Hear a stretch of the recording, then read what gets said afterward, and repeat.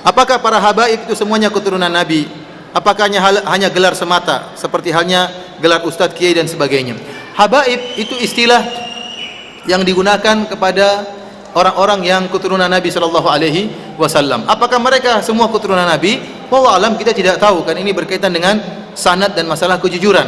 Akan tapi memang habaib itu berbagai macam modelnya.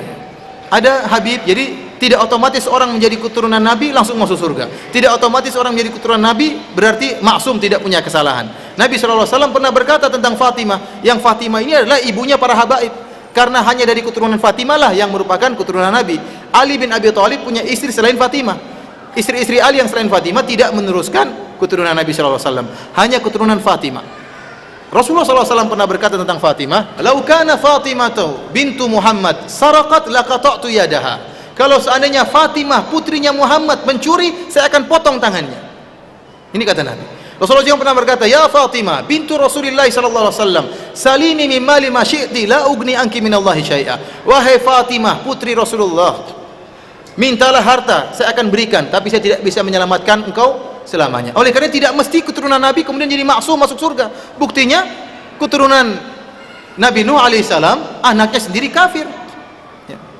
Tidak otomatis keturunan Nabi kemudian menjadi maksum dan masuk surga, enggak.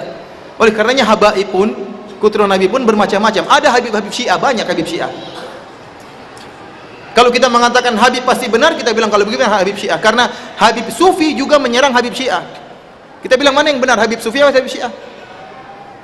Di Madinah sana kalau ada orang Syiah yang pakai sorban hitam itu habib. Kalau sorban putih itu bukan habib, tapi Syiah, ulama Syiah. Tapi kalau dia sudah pakai sorban hitam, dia ulama Syiah dan juga habib. Dan subhanallah pernah diadakan penelitian besar-besaran dan pemeriksaan DNA. Antum bisa cari di YouTube ya, kalau antum bisa bahasa Arab, antum coba tulis tentang DNA.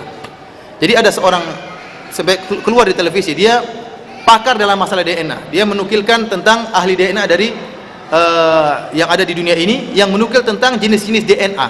Setiap misalnya DNA-nya orang India ada rumusnya, DNA-nya orang Asia ada rumusnya, DNA-nya orang Arab ada rumusnya, DNA-nya orang Persia ada rumusnya. Maka dia berkesimpulan kalau orang keturunan Nabi ya, harus punya DNA Arab. Setelah diambil beberapa sampel dari habib-habib Syiah, ternyata DNA-nya rumusnya DNA orang Persia. Nah, ini repot. Tapi kita bilang kita husnudzon ya, kalau ada yang mengaku dia sebagai cucu Nabi, kita bilang kita husnudzon. Bahkan kalau ada habib ya, ada seorang habib dan ada selain habib, sama-sama alim, maka yang habib yang harus kita dahulukan. Tetapi kata Allah Subhanahu wa taala, "Inna akramakum indallahi atqakum." Dan bahwasanya yang paling bertakwa di sisi Allah dan yang paling mulia di sisi Allah yang paling bertakwa. Justru karena kecintaan kita kepada keturunan Nabi, kalau memang itu keturunan Nabi, maka kita nasihati mereka agar kembali kepada ajaran leluhur mereka. Dan inilah yang dilakukan oleh para habib-habib Wahabi. Dalam buku saya kritik terhadap sang habib, saya sebutkan bagaimana para habib-habib Wahabi menasihati habib-habib Sufi agar meninggalkan bid'ah Maulid Nabi sallallahu alaihi wasallam. Jadi ada habib Sufi, ada habib Wahabi, ada habib apa? Syiah. Antum ikut yang mana?